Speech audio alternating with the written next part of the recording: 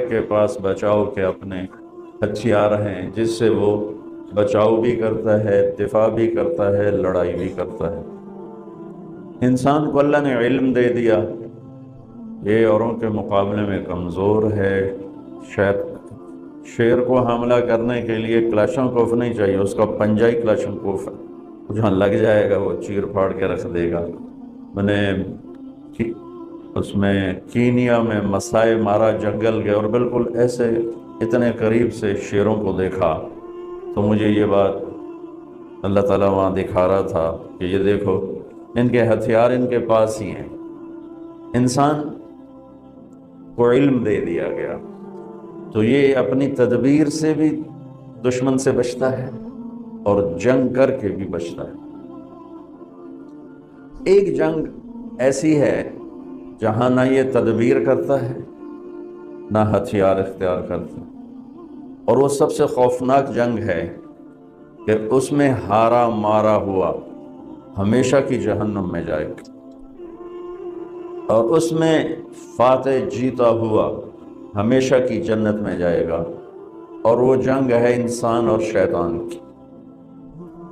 جس دن آدم علیہ السلام زمین پہ آئے اسی دن شیطان آئے، اور پہلے دن سے یہ جنگ شروع ہوئی اور آج تک چل رہی۔ حق اور باطل اس کی جنگیں ہوئی ہیں، اگر ان 10-12 ہزار سال میں ان کو دیکھا جائے تو بہت کم ہے، بہت کم ہے مدت کے لحاظ سے۔ موسیٰ علیہ السلام تک کسی پیغمبر نے تلوار نہیں اٹھائی، اور موسیٰ علیہ السلام تک زیادہ پیغمبر گزر گئے۔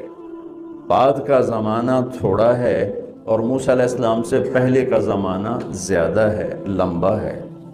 موسیٰ علیہ السلام تک کسی نبی نے تلوار نہیں اٹھائی، اللہ نے خود ہی تباہ کر دیا۔ اما عاد فاہلکوا بريح صرصر عاتیہ سخر علیہم 7 لیال و8 ایام حسوما، یہ اللہ کا نظام۔ اما ثمود فاہلکوا بالطاغیہ واما عاد فاہلکوا بريح صرصر عاتیہ، یہ اللہ کا نظام چلا ہے۔ اور موسیٰ علیہ السلام نے بھی تلوار نہیں اٹھائی، اور ہارون علیہ السلام نے بھی تلوار نہیں اٹھائی۔ فَأَخَذْنَاهُ وَجُنُودَهُ فَنَبَذْنَاهُمْ فِي الْيَمِّ، اللہ تعالیٰ فرماتا ہے میں نے فرعون اس کے لشکروں کو اٹھا کے یوں پھینک دیا۔ نبذ، ایسے ہلکی چیز کو ہلکی طاقت کے ساتھ، جیسے میں ٹیشو پیپر استعمال کر کے یوں پھینک دیتا ہوں تو زور تو نہیں لگتا نا، تو نبذ، اللہ نے کہا میں نے انہیں ٹیشو پیپر کی طرح اٹھا کے یوں کر دیا، یوں، تو سارے کے سارے تباہ و برباد ہو گئے۔ جب تورات اتری تو اللہ تعالیٰ نے تورات کی برکت سے آسمانی عذاب روک دیا اور ایمان والوں کو کھڑا کر دیا کہ تم مقابلہ کرو۔ تو بنو اسرائیل کی 4000 سالہ تاریخ ہے، 2000 سالہ تاریخ ہے، تو اس میں یوشع علیہ السلام نے تلوار اٹھائی عمالقہ کو نکالنے کے لیے، اور پھر داؤد علیہ السلام نے تلوار اٹھائی اور انہوں نے طالوت کے ساتھ مل کر جالوت کا مقابلہ کیا۔ بیچ میں کوئی ہوگا کم و بیش، لیکن بہت کم۔ میرے نبی نے تلوار اٹھائی اور کمال ہے، اتنی خون خوار قوم جنہیں مار دینا، مر جانا کوئی مسئلہ ہی نہیں تھا، اور بستر پہ مرنا اپنے لیے شرم سمجھتے تھے، عیب سمجھتے۔ بنو اسد، بنو امیہ کی برائی بیان کر رہے ہیں کہ یہ بھی کوئی قبیلہ ہے، بنو اسد کے ایک خطیب بنو امیہ کی برائی بیان کر رہے ہیں کہ یہ بھی کوئی قبیلہ ہے۔ آج تک ان کا ایک آدمی میدان جنگ میں قتل نہیں ہوا، سارے عورتوں کی طرح بستریں تے مر گئے، میدان چ مریا ہی کوئی نہیں، یہ بھی کوئی بندے دے پتر ہیں۔ اب اس میں لڑائی تھی اس بنو اسد اور بنو امیہ کی، تو یہ عیب ہے۔ اور عرب کی ثقافت اور تہذیب کیا ہے، ایک شعر سناتا ہوں: یا رب لا تجعل موتتی حیاتی مذلة ولا موتتی بین النساء النوائح ولكن قتیلا یدرج الطیر حوله وتشرب غربان الفلا من جوانح۔ یا اللہ ایک تو مجھے ذلت کی زندگی نہ دینا، اور ایک میری موت بستر پہ نہ آئے، میری موت جنگ میں آئے اور پھر میری لاش کو گدھ نوچ رہے ہوں اور کوے میرا خون پی رہے ہیں، مجھے ایسی موت چاہیے۔ یہ ان کی فطرت، یہ ان کا ماحول۔ ابو جہل پر جب عبداللہ بن مسعود سوار ہوئے قتل کرنے کے لیے تو کہنے لگا کون؟ کہا میں ابن مسعود کا چرواہے کا بیٹا، چل میری ذرا نیچے سے گردن کاٹنا تاکہ لوگوں کو پتہ چلے بڑا سردار ہے۔ یہ ان کے، اس میں میرے نبی نے 10 سال جنگوں میں گزرے اور ٹوٹل 118 بندے قتل ہوئے۔ ٹوٹل 10 سال کی جنگوں میں ٹوٹل 118 بندے قتل ہوئے۔ 259 جس کو 259 259 صحابہ شہید ہوئے اور 759 759 759 759 کافر قتل ہوئے اور پورے عرب میں اسلام پھیل گیا۔ کیا کمال ہے، کیا کمال ہے۔ ہاں، ایک جنگ پہلے دن سے چل رہی جو آج بہت زوروں پر ہے، وہ ہے میری اور شیطان کی جنگ، آپ کی اور شیطان کی جنگ۔ تو اس نے چیلنج کیا تھا جب اللہ تعالیٰ نے کہا کہ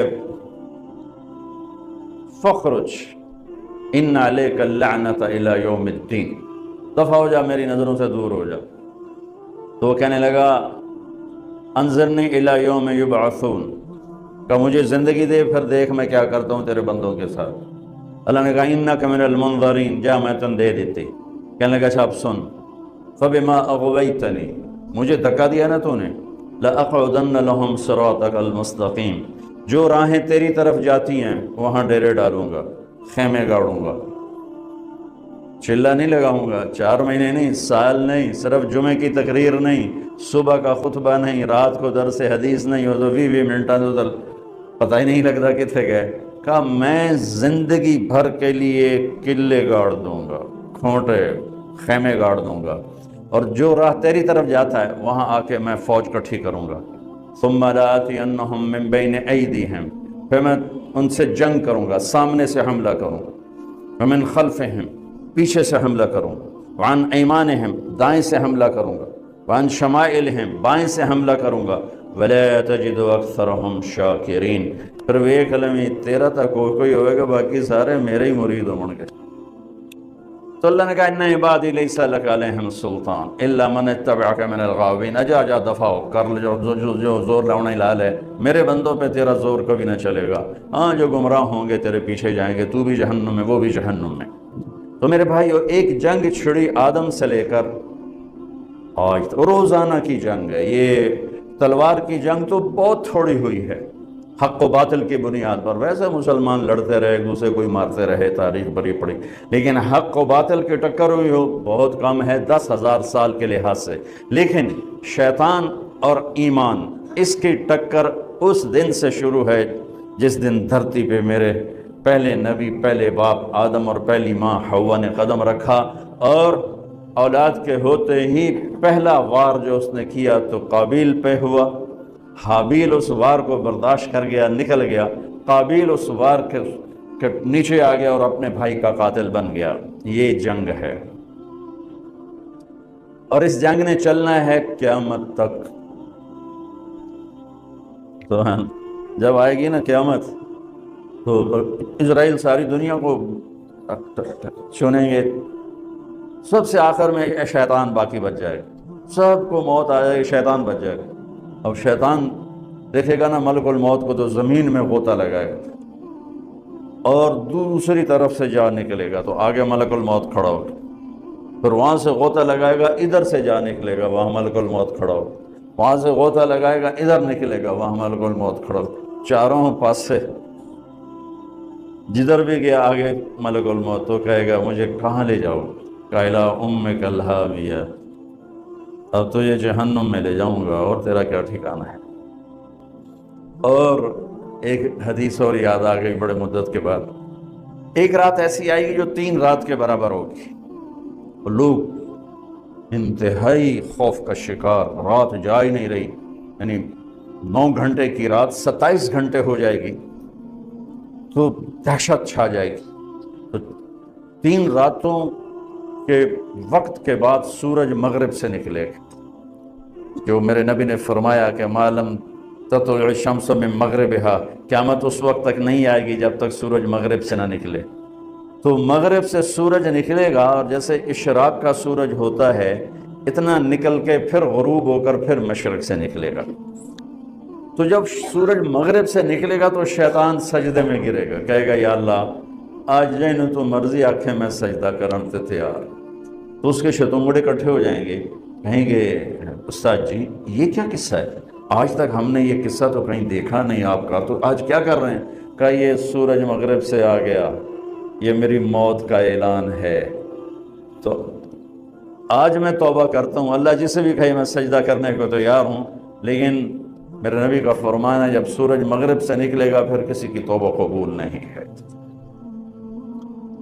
اور ایک عجیب روایت ہے، وہ بھی آج بڑے عرصے بعد یاد آئی، شیطان کو اللہ جہنم سے نکالے گا اور آدم علیہ السلام کو جنت سے نکالے گا اور کہے گا ایک دفعہ سجدہ کر دے جنت میں ڈال دوں گا،